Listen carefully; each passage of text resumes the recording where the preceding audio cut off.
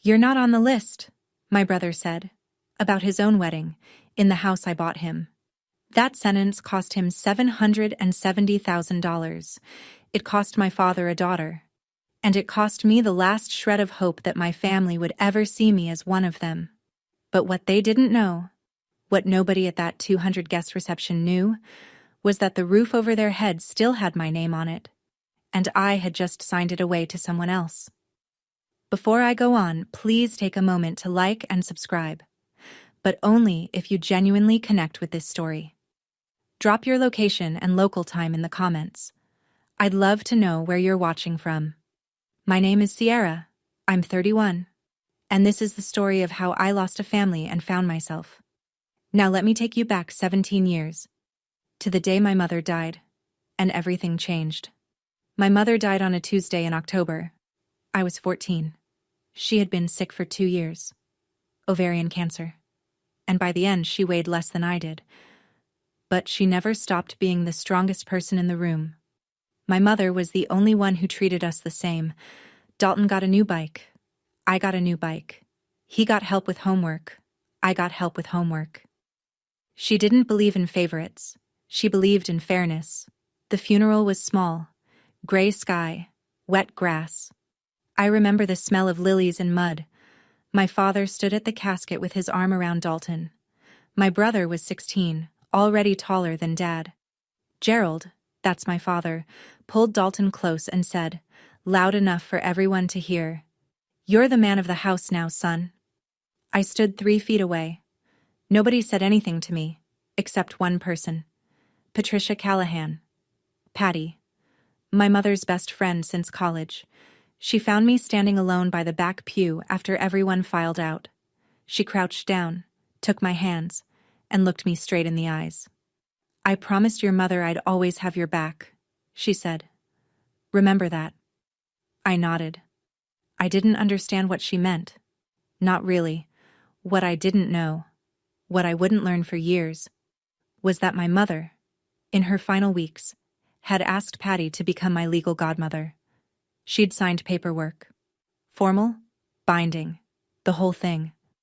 At the time, it seemed like a formality, a sentimental gesture from a dying woman. It wasn't. My mother knew something I didn't. She knew what my father would become without her there to balance him. And she was right about every single thing she feared. After the funeral, our house split into 2 worlds. Dalton's world had everything. A car on his 16th birthday. A used Mustang, but still. A college fund that Dad started topping up every month. Golf lessons at the club where Gerald's friends played. Weekend trips to look at campuses. A bedroom that got repainted twice. My world had leftovers. I asked Dad for money for textbooks my sophomore year. He didn't even look up from the TV. "Ask your brother," he said. I already gave him the budget. The budget. Like there was one pool of money and Dalton got to it first. I started working at a coffee shop the week I turned 16. 4:30 a.m. shifts before school. I bought my own notebooks, my own calculator, my own winter coat when the zipper on my old one broke and nobody noticed. One night, I needed to borrow Dalton's car. I had a scholarship interview the next morning, the only shot I had at affording college. The bus didn't run early enough. I knocked on his door. "Can I borrow the car tomorrow? Just for 2 hours." He didn't look up from his phone. "I need it. Take the bus." "The bus doesn't run at 6 a.m., Dalton." Not my problem. I walked 2.5 miles in the dark to make that interview. I got the scholarship. Here's the thing that burned the most. I found out later, years later, when Patty helped me pull old bank records, that my mother had set up a college fund for me too, equal to Dalton's. After she died, Gerald quietly transferred every dollar into Dalton's account. Every single dollar. He didn't even wait a full year. I graduated high school on a Saturday in June, summa cum laude, National Honor Society, a full-ride scholarship to state. Gerald took Dalton to a basketball game that afternoon. I walked across the stage alone, almost alone. When I scanned the bleachers, rows and rows of families holding flowers and balloons, I found one face, Patty. Third row, left side. She was clapping so hard her whole body shook. She had a single sunflower in her lap. That night, I packed 2 suitcases. Gerald was in the living room watching Sports Center. I walked past him with my bags and he glanced up. "You leaving?" "Yes." "Lock the door on your way out." That was it. No hug, no good luck. No, "Call me when you get there." Just lock the door. I rented a room above a laundromat in a college town 40 minutes away. I worked 2 jobs, coffee shop mornings, restaurant nights. I studied in between. I slept 4 hours on good nights. Patty offered to help me financially. She sat me down at her kitchen table with a checkbook and said, "Your mother left you something with me. Let me use it." I said no. "I need to do this myself, Patty. If I take your money, I'll never know if I can stand on my own." She put the checkbook away. She didn't argue. She just nodded and said, "You sound just like your mother." I got my real estate license at 22, my first sale at 23, my first 6-figure year at 26. 10 years after I locked that door behind me, I stood in front of a house worth $770,000, and I signed my name on the deed. But not for me. The call came on a Wednesday. I hadn't heard from Gerald in almost 3 years. No birthday calls, no Thanksgiving invites, no, "How are you?" Nothing. Then, out of nowhere, "Sierra, it's your father." He didn't ask how I was. He didn't ask about my job, my health, my life. He got straight to the point. "Your brother needs a place. He's getting serious with a girl from a good family. He can't be renting some apartment. Help him out." Not, "Would you consider?" Not, "If you're able." Just, "Help him out." Like I was the family handyman and a faucet was leaking. I was 29. I had closed over 40 deals that year. I had savings. I had a reputation. I had built every single piece of my life with no help from the man on the other end of the phone. And still, some part of me thought, maybe this time, maybe if I do this, they'll see me. Maybe if I give enough, I'll finally be enough. So I bought the house. A 4-bedroom colonial in a nice suburb, new roof, big yard, $770,000. I kept the deed in my name. That was the one thing I did right, and it wasn't even my idea. Patty sat across from me the day I told her. She didn't yell. She set her coffee cup down slowly and said, "You're buying his love, Sierra. It doesn't work that way." "I know," I said. "Do you? Just promise me you'll keep a copy of the deed." She took the papers. She looked at me the way you look at someone walking toward a cliff who won't stop. "Keep your name on that deed, Sierra. Promise me." I promised. Dalton moved in a week later. He never once asked whose name was on the paperwork. It started small. So small I almost didn't notice. Thanksgiving, the first year after Dalton moved in. I called to ask what time dinner was. He said, "Oh, Nicole's family is coming this year. We don't really have enough chairs. Maybe next time?" Next time. Christmas. "We're heading to the Ashfords this year. Their place is bigger. You know how it is." Gerald's birthday in February. "It's just a small dinner. Didn't want to make a big deal." Every time, a reason. Every reason, just believable enough that I could swallow it if I didn't chew. I chewed. Dalton was dating Nicole Ashford. Her family had money, real money, country club, charity galas, last name on a hospital wing. Nicole was sweet, from what little I heard. Dalton was performing the role of his life, the devoted son from a small, close-knit family. The kind of man a girl like Nicole could bring home to her mother. And I didn't fit that story. He started editing me out. Slowly, carefully, like someone airbrushing an old photo. I found out how far he'd gone on a December night, scrolling through Nicole's Instagram. There it was. A photo of Dalton, Gerald, Nicole, and her parents, standing around the dining table in my house. Christmas garland on the banister I'd picked out. Candles on the mantle I'd paid for. And the caption, Family Christmas at our home. Just us. A small family. And that's all we need. Our home? Small family. I stared at that photo for 30 seconds. Then I screenshotted it and saved it to a folder I didn't have a name for yet. I didn't know why I was saving it. Something in my gut told me to. Something that sounded a lot like my mother's voice. The phone call that changed everything wasn't from Dalton. It wasn't from Gerald. It was from Rachel Park, a colleague at my brokerage. We'd closed a dozen deals together. She knew her stuff. And she knew how to listen. "Sierra, this is awkward," she said one afternoon. "But does your brother live in that colonial on Maple?" "Yes." "Why?" "Because someone fitting his description came into a consultation with Jim Bowden's firm last week, asking about adverse possession." My stomach dropped. Adverse possession. It's a legal concept. If someone lives in a property long enough, openly and continuously, without the actual owner objecting, they can eventually file a claim to ownership. It takes years. It varies by state.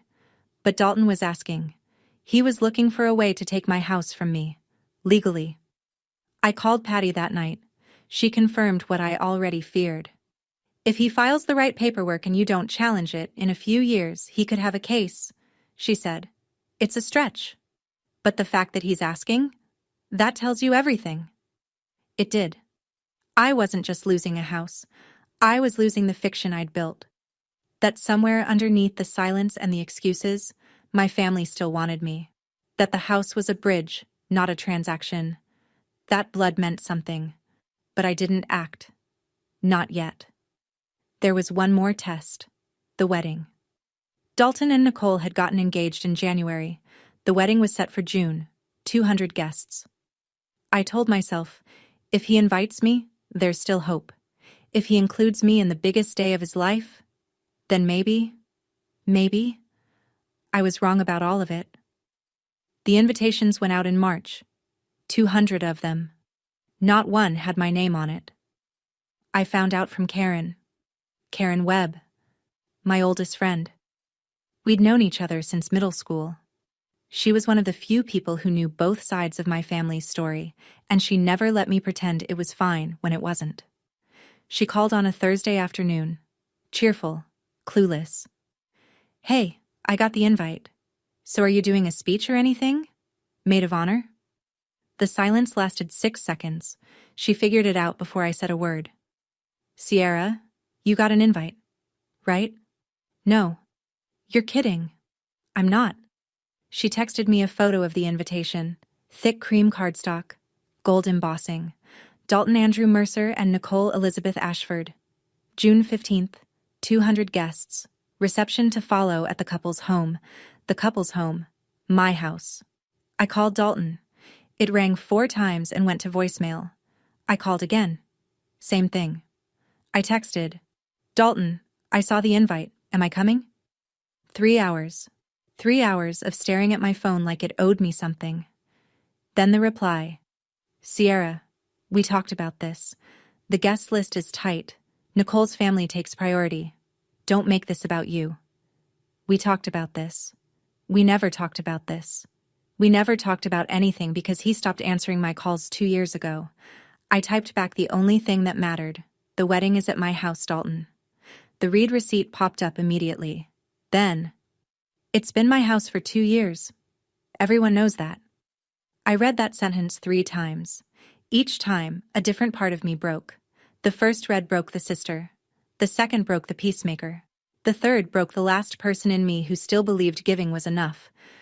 I set the phone down, and I started thinking clearly for the first time in years. I called Gerald the next morning. He picked up on the second ring, which told me he'd been expecting it. "Dad, did you know I'm not invited?" "Your brother's wedding. His rules." "It's my house, Dad. You gave it to him. That's done." "I didn't give it. I let him live there." "Same thing." "It's not the same thing." A pause. I could hear the TV in the background. He hadn't even muted it. "Sierra, don't start. You always do this." "Do what, Dad?" "Make everything a drama. Just let your brother be happy for once." For once. As if Dalton had ever been denied a single thing in his life. as if happiness was a pie and there was only one slice and it had Dalton's name on it. "What about me?" I said. The silence stretched long enough for me to hear the play-by-play of whatever game he was watching. Then, quietly, almost gently, which made it worse. "You'll be fine. You always are." He hung up. I sat on my kitchen floor for a long time after that, not crying, just sitting, holding the phone in my lap like a dead thing. "You'll be fine. You always are." He said it like it was a compliment. Like my ability to survive everything they threw at me was a feature, not a scar. Like the fact that I always landed on my feet meant it was okay to keep pushing me off the ledge. That sentence, 6 words, was the cruelest thing my father ever said to me.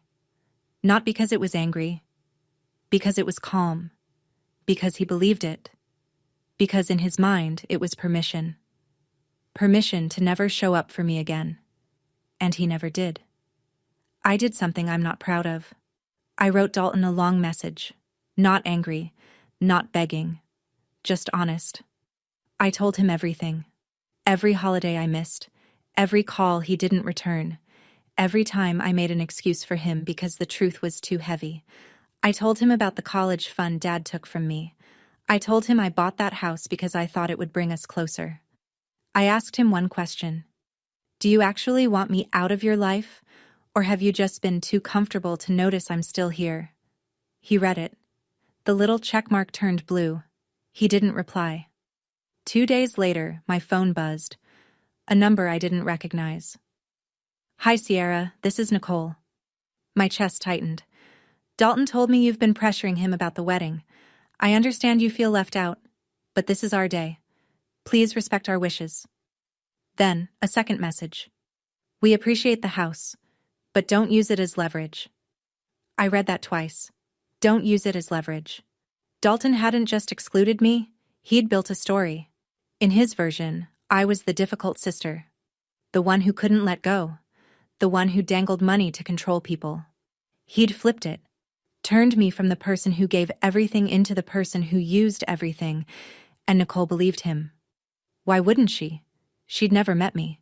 She didn't even know I existed until I became a problem. I put my phone on the counter. I stared at the ceiling. I didn't cry. For the first time in my life, I didn't cry. Something shifted behind my ribs. Not anger, not sadness.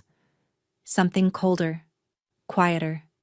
Something that felt like the lock clicking shut on a door I'd been holding open for 17 years. I opened my laptop. I looked up Russell Tate's phone number. Patty didn't say, "I told you so." I called her at 9 that night. I told her everything. The invitation, the texts, Gerald's 6 words, Nicole's message. I told her what Dalton had been telling people. I told her about the adverse possession inquiry. I said the thing I'd been afraid to say out loud. "I think I've been a fool, Patty." She was quiet for a moment. Then, "You weren't a fool. You were a daughter who loved her family. That's not weakness, Sierra. That's who your mother raised."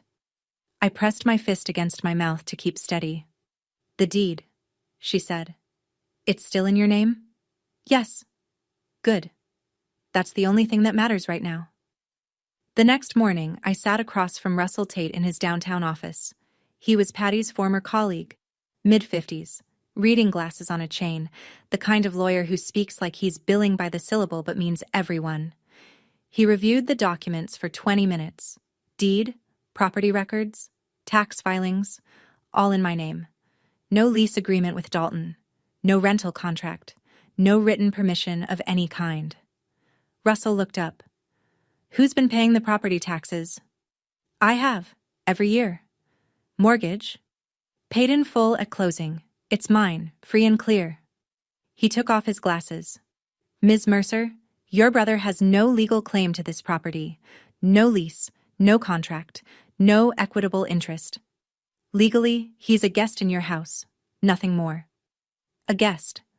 Dalton had been living in a $700,000 home, throwing Christmas parties and planning his wedding there, telling everyone it was his. And legally, he was a guest. I asked Russell one question.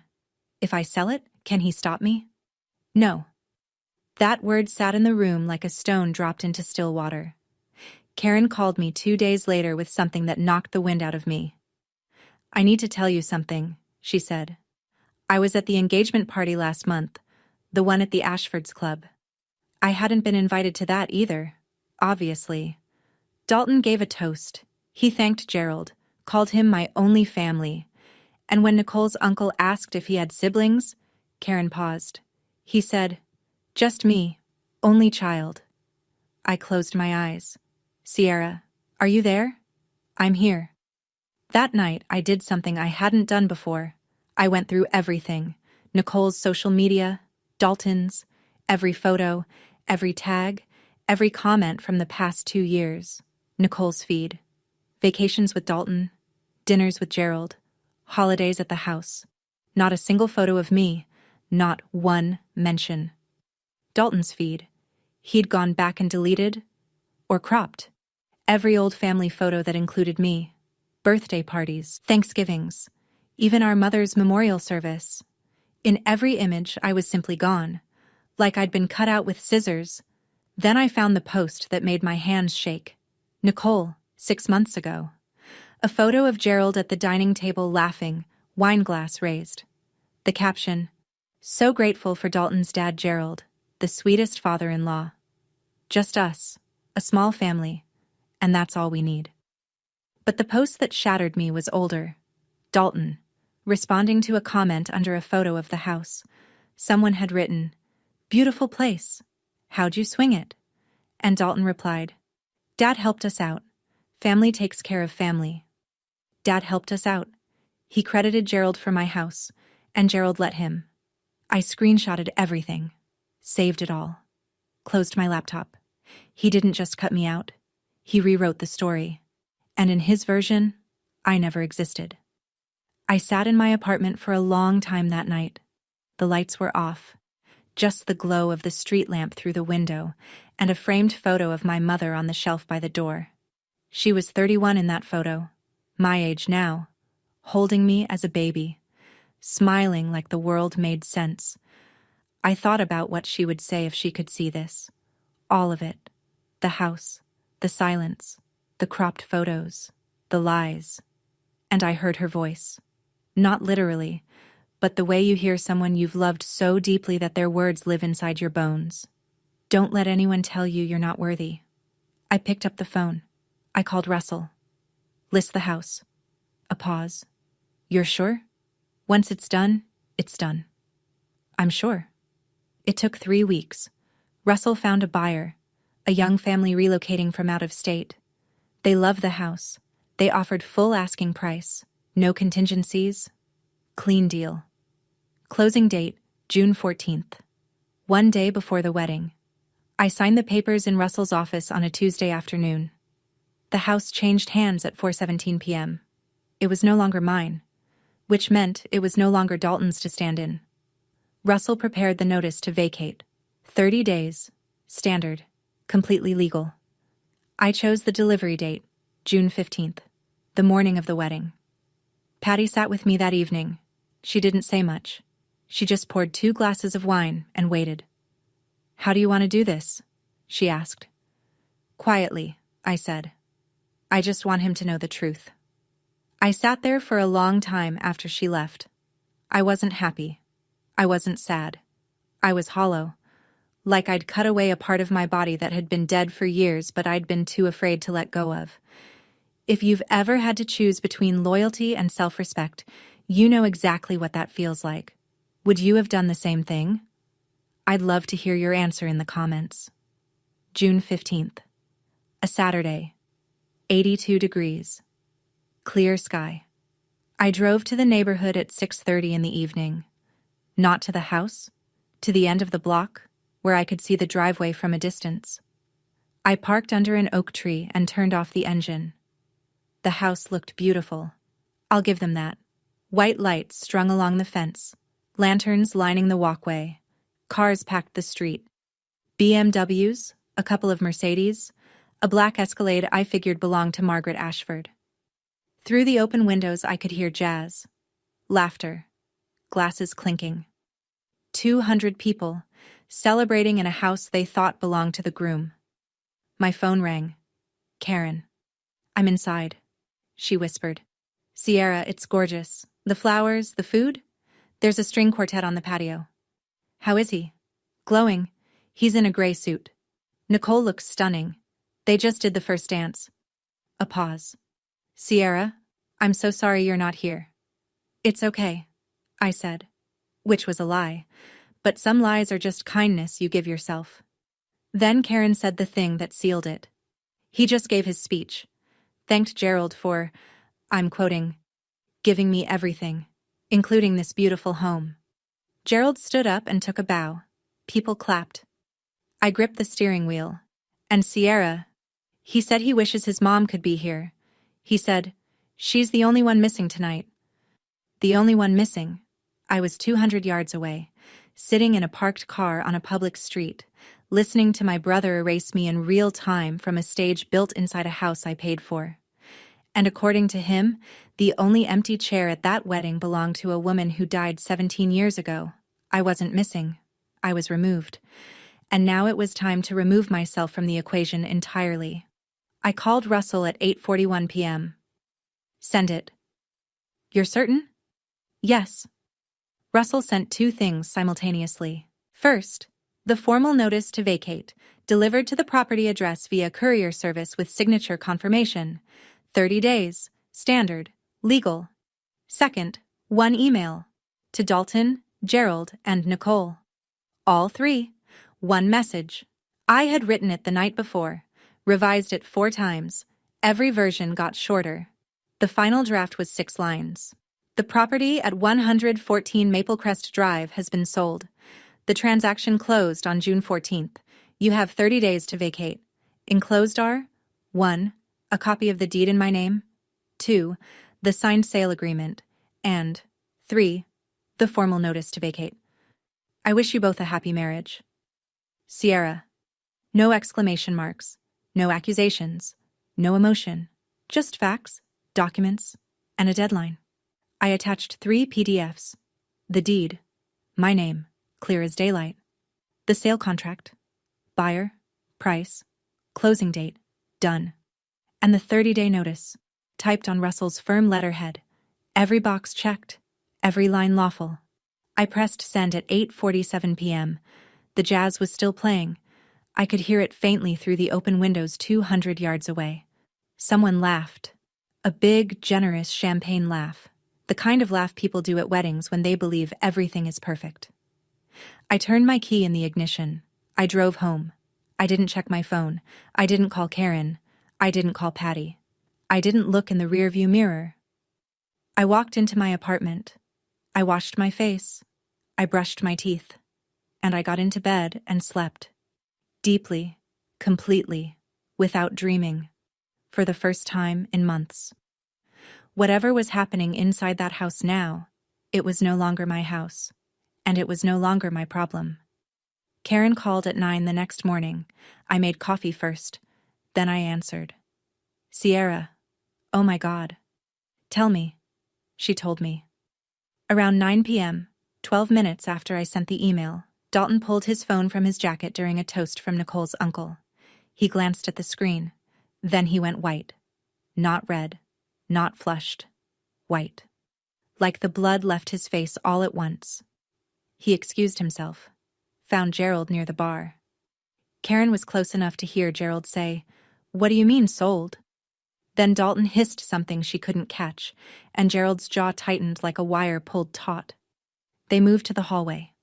The argument was quiet, controlled, the way men argue when they're surrounded by people they need to impress. But the body language screamed. Gerald jabbing his finger toward the floor.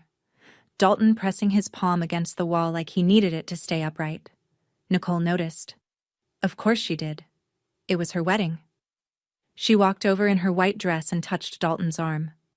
What's wrong? It's nothing. You look like you're going to be sick. She saw the phone in his hand.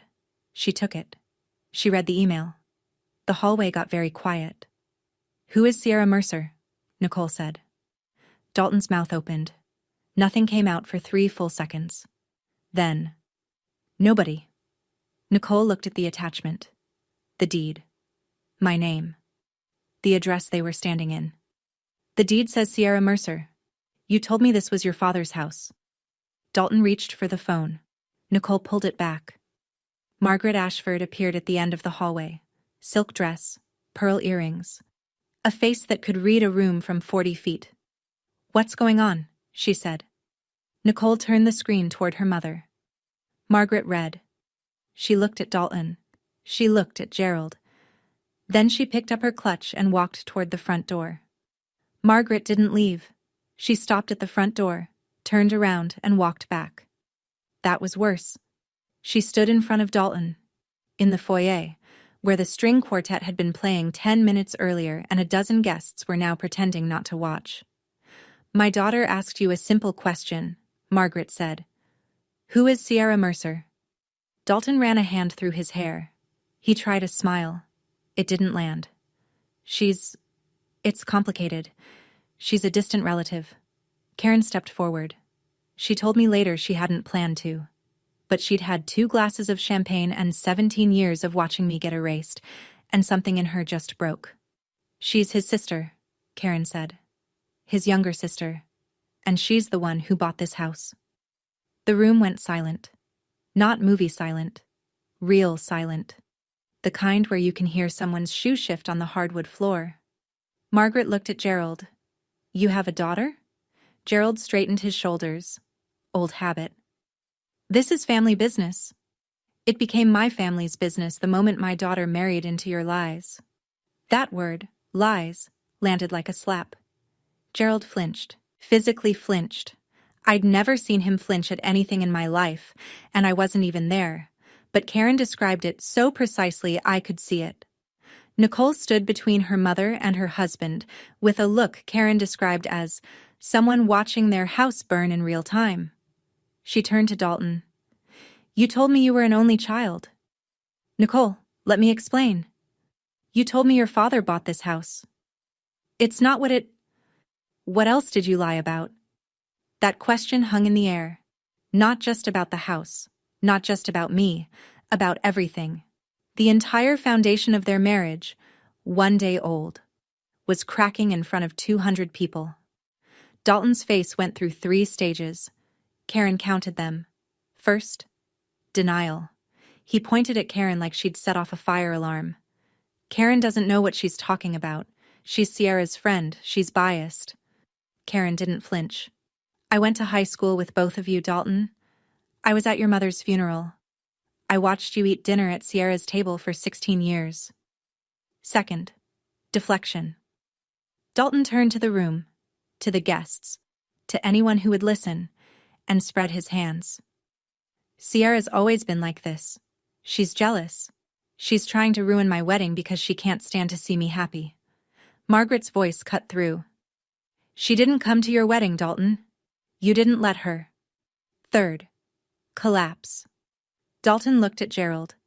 The way a child looks at a parent when the teacher catches them cheating. Help me. Fix this. Gerald didn't move. His mouth was a thin line. His hands were in his pockets. For the first time in my life, in Karen's retelling, Gerald Mercer had absolutely nothing to say. No lecture, no redirect. No, this is family business. Just silence from a man who'd spent 63 years always having the last word. Nicole stood up from the chair someone had brought her. She smoothed the front of her dress. She didn't yell. She didn't cry. She said, very quietly, I need air. She walked outside. 2 of her bridesmaids followed, then her aunt, then her cousin. Then Margaret, who paused at the door and looked back at Gerald with an expression Karen described as the end of something. The DJ had stopped the music 20 minutes ago. Nobody asked him to restart it. Dalton stood alone in the foyer. Guests filed past him in small murmuring groups, collecting coats and purses. Nobody said goodbye. The last car left at 11:14 p.m. Gerald called me at 7 the next morning. Sunday. I was sitting at my kitchen table with coffee and the newspaper. I let it ring twice. Then I picked up. What did you do? His voice was low, shaking, not with grief, with rage. I sold my house, Dad. You ruined your brother's wedding. No, I sold my property. That's my legal right. You need to fix this. Call the buyer. Undo it. It's done, Dad. It's not my house anymore. You did this to hurt him. I set my coffee down. No, I did this because he erased me. You both did. Silence. I could hear his breathing. Heavy. Uneven. The breathing of a man not used to being on the losing side of a conversation. Then he pulled out the one weapon he had left. Your mother would be ashamed of you. There it was. The trump card. The invocation of a dead woman who couldn't speak for herself, used by the man who broke every promise he ever made to her. My voice didn't shake. I want that on record. It didn't shake, and it didn't rise. Mom would be ashamed of what you did to her daughter. Nothing. 5 seconds. 10. Don't call me again, Sierra. I wasn't planning to, Dad. He hung up. I sat there. The coffee got cold. The newspaper stayed unread. The apartment was quiet in the way that only empty rooms are quiet, the kind of quiet that has weight. That was the last conversation I had with my father. Not the last time he tried to reach me. That came later, through other people, in softer tones. But the last time I picked up the phone for Gerald Mercer. Some doors close with a slam. This one closed with a click. And I was the one who turned the lock. Dalton called Monday afternoon. I almost didn't answer, but I realized I needed to hear what he'd say. Not for hope. Not anymore. For closure. You can't do this. His voice was raw, hoarse, the voice of a man who'd spent the night arguing or crying or both. This is my home, Sierra. It was never your home, Dalton. It was mine. I let you live there. I'll sue you. Go ahead. The deed is in my name. Always was. Silence. Then the shift came. I'd been waiting for it. The moment he switched from rage to charm. From weapon to tool. Sierra, come on. His tone dropped. Softer, almost warm. We're family. I know things haven't been perfect, but we can work this out. I'll talk to Nicole. We'll have you over for dinner. We can... You told your wife I don't exist. The sentence sat between us like a wall. I can explain. You don't need to. I understand perfectly. Sierra, please. Nicole's furious. Her mom won't return my calls. If you could just... Just what? Fix it for you? Like I've always done? He didn't answer. You have 30 days. That's the law. I suggest you use them. Where are we supposed to go? That's not my problem anymore, Dalton. Another pause. Then quietly, and this was the part that almost got to me. I'm sorry. 2 words. 17 years late. Sorry for what? I asked. And he couldn't answer. He literally couldn't name the thing he was sorry for. Because naming it would mean admitting it happened, and admitting it happened would mean he wasn't the victim. Goodbye, Dalton. I hung up. My hand was steady. My chest hurt. But my hand was steady, and that mattered more. Russell called Wednesday morning to confirm what I already knew. Sale is fully recorded, title transferred, funds deposited into your account. A pause. It's done, Sierra. Clean and legal. Clean and legal. 3 words that somehow felt heavier than the $770,000 sitting in my bank account. Dalton hired a lawyer. Of course he did. Gerald probably paid for it. But it didn't matter. Russell told me later, secondhand, through a colleague, that Dalton's attorney reviewed the documents for about 15 minutes before delivering the verdict. You don't have a case. She owned the property. There was no lease, no rental agreement, no written arrangement of any kind. You have no legal standing. Dalton had lived in my house for 2 years, decorated it, hosted holidays in it, planned his wedding in it, told 200 people it was his, and legally, he had nothing. Not a single piece of paper with his name on it. Because he never thought to ask. Because it never occurred to him that the sister he'd erased might one day need proof that she existed. He had 30 days to move out. Him and Nicole. Newlyweds. Packing boxes. Nicole didn't file for divorce. I was glad about that. Not for Dalton's sake, but because I didn't want to be the grenade that destroyed a marriage. What I wanted was the truth on the table. What happened after that was between them. But Nicole had conditions. Karen heard it through the grapevine. Couples therapy, full financial transparency, and a conversation with me. The last one was up to me. Nicole reached out through Karen. "Tell her I appreciate the offer," I said. "But not yet. Maybe not ever. That's my choice." It was the first time in my life I'd made a decision about my family without wondering if they'd approve. It felt like breathing after holding my breath for 17 years. Here's the thing about 200 witnesses. You can't put the truth back in the bottle. Within a week, the story had traveled through every circle Dalton and Gerald had spent years carefully curating. The country club, the neighborhood, Gerald's golf foursome, Nicole's sorority sisters, Dalton's co-workers. The version varied depending on who told it, but the bones were always the same. The groom's sister bought him a house, got erased from the family, and sold the house on the wedding day. Every retelling ended the same way: a low whistle or a slow shake of the head. Margaret Ashford told her book club. Karen confirmed this. Margaret's exact words. Reportedly, "If he lied about having a sister, what else is he hiding?" That sentence traveled through the Ashford social circle like a brush fire. By the end of the month, Dalton had gone from great catch to the one Margaret's daughter should have vetted. Gerald took it hardest in public. His golf friends, men he'd known for decades, started asking questions he couldn't answer. One of them, a retired judge named Walter, said it to his face over lunch. "You froze out your own daughter, Jerry? The one who bought the boy his house?" Gerald left the restaurant before the check came. Karen heard that story third hand. But I believe it, because Gerald's entire identity was built on being a respectable man, a good father, a provider. And now the people he respected most were looking at him and seeing someone else. Dalton and Nicole moved into a 2-bedroom apartment across town. No yard, no string lights, no patio for a string quartet. The house on Maple Crest Drive, my house once, now belonged to the Brennan family. Young couple, 2 kids. They repainted the front door red. I drove by once. Just once. The red looked nice. Patty told me about it a week later. She'd asked Gerald to meet her at a coffee shop downtown. Public place. Neutral ground. He came, which surprised her. He looked older, Patty said. Like 10 years had hit him in 10 days. She didn't ease into it. Patty never did. "Linda asked me to watch over Sierra. You know why? Because she knew you wouldn't." Gerald's hand tightened around his coffee cup. "Don't bring Linda into this. Linda is in this. She was always in this. She saw what you were doing before she died. She told me."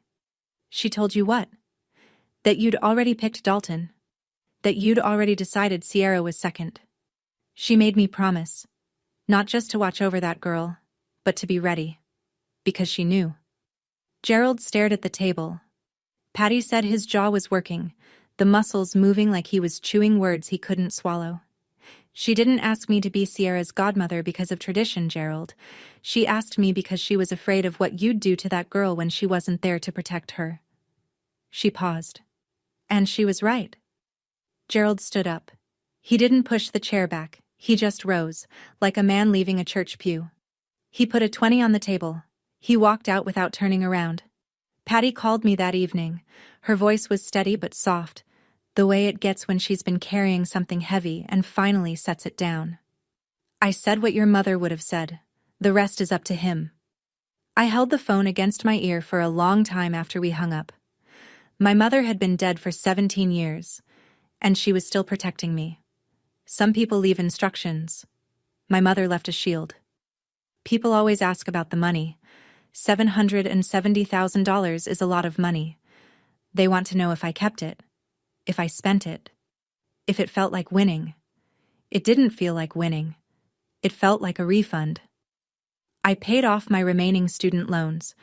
The ones I'd taken out because my college fund was drained before I ever saw a dollar of it. That felt right. That felt like closing a circle. Then I sat down with Patty and Russell and we built something. The Linda Mercer Foundation, a scholarship fund for young women who lost their mothers early and were trying to make it on their own. Not just college tuition, but licensing fees, certification costs, first month rent deposits. The practical things that nobody thinks about when they say, just work hard and you'll be fine. I didn't name it after myself. I named it after the woman who saw 17 years into the future and made a plan to protect a daughter she wouldn't live to raise. Patty handled the legal setup. Russell did the paperwork. I funded it with a third of the sale proceeds. Not a press release, not a gala, not a social media post. Just a form, a bank account, and a mission. With what remained, I bought a house. A small one, 2 bedrooms, a porch, a kitchen window that faces east so the morning light comes in while I drink my coffee. The deed is in my name. Only my name. The day I moved in, I unpacked one box before anything else. Inside was the framed photo of my mother. The one where she's 31, holding me, smiling. I set it on the shelf by the front door. So she's the first thing I see when I come home. This time, I said to the empty room, I bought a house for myself. 3 months passed. Dalton and Nicole stayed together. I heard through Karen that Nicole had laid down her terms, therapy every week, no exceptions, full financial disclosure, every account, every debt, every dollar. And an honest conversation about his family. All of it. No edits. Dalton agreed. Whether he followed through or not wasn't my concern anymore. He sent me a letter, handwritten, which surprised me. 2 pages. The handwriting was messy. The kind that comes from writing fast because you're afraid you'll lose your nerve. He didn't apologize. Not exactly. He said, I know I messed up. He said, I don't know how to fix this. He said, Nicole keeps asking about you, and I don't know what to tell her because I don't know you anymore, and that's my fault. I read it twice. I folded it and put it in the drawer of my nightstand. I didn't write back. Not because I hated him, because I wasn't ready. And for the first time in my life, I let not ready be a complete sentence. Gerald didn't reach out. No letter, no call, no message through anyone. Just silence. The same silence he'd given me my whole life. Except now it was the only language he had left. I didn't wait for him. I was done waiting. Thursday nights became my anchor. Patty and I had dinner every week. Her place. My place. The Italian spot on Elm where the owner knew our orders by heart. Sometimes Karen joined. Sometimes Russell came with his wife. We'd eat. We'd talk. We'd laugh about things that had nothing to do with Dalton or Gerald or the house on Maple Crest. This was my family now. Not the one I was born into. The one I built. And no one at that table ever made me prove I deserved a chair. I'm standing on my porch as I finish telling you this. It's a small porch. Just big enough for 2 chairs and a planter I keep forgetting to water. The house behind me is nothing special. But the deed is in my name. The mortgage is paid, and nobody inside it has ever told me I don't belong. I used to think family meant sacrifice, that if I gave enough money, enough patience, enough silence, the people who shared my blood would eventually see me. I was wrong. Not about the giving, about who I was giving to. I didn't sell that house out of anger. I sold it because I finally believed that I was worth more than a guest room in my own life, that I deserved a seat at the table. Not because I bought the table, but because I'm a person who matters. If you're in a family where you're always the one giving and never the one receiving, where your love is treated like a subscription they can cancel whenever it's inconvenient, you don't need their permission to stop. You don't need them to agree that you've been hurt before you're allowed to heal. A boundary isn't a wall. It's a door, and you decide who walks through it. I don't know what happens next with Dalton. Maybe one day I'll be ready to sit across from him and listen. Maybe I won't. That's allowed. I don't know about Gerald. I've stopped trying to predict a man who never learned how to see me. Maybe Patty's words planted something. Maybe they didn't. That's his work to do, not mine. What I know is this. I'm 31. I have a home that's mine. I have people who chose me. I have my mother's name on a foundation that helps girls who remind me of who I was at 18. Alone. Broke. But not broken. If you've ever had to choose between keeping a family and keeping yourself, I want to hear your story. Tell me in the comments. I'll be reading. Thank you for staying with me through this whole story. If it touched something in you, hit that like button and subscribe. Not because I asked, but because maybe someone you know needs to hear this too. Share it with them. And if you're ready for another story about standing your ground and finding where you truly belong, there's a link in the description waiting for you. I'll meet you there. Take care of yourselves. And remember, you were never too much. They were just offering too little. I'll see you in the next one.